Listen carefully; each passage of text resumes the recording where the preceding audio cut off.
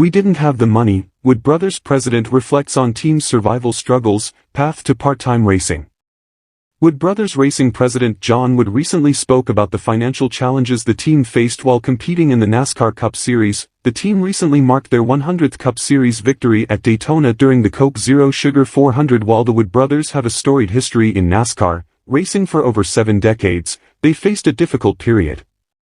In the 1970s, the team was dominant, thanks to their powerful engines and quick pit stops.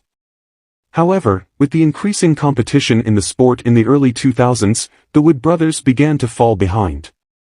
Lack of sponsorships also contributed to financial challenges. Wood Brothers Racing is the oldest known name in the history of the sport. Despite their recent disappointing performances, Jon Wood, the grandson of one of the founding fathers, Glen Wood, has remained optimistic. He recently spoke about the challenges the team faced, acknowledging that he didn't fully realize their situation in the early years. "Yeah, and I didn't know about it at the time. Like, I had no idea it was as bad as it was," Wood said on the Door Bumper Clear podcast, at 0:15. They met with every single owner in the garage trying to figure out a way to make, not an alliance, but like, "Hey, can you help bail us out here and we'll be absorbed somehow." Like they had those talks and we were close to it.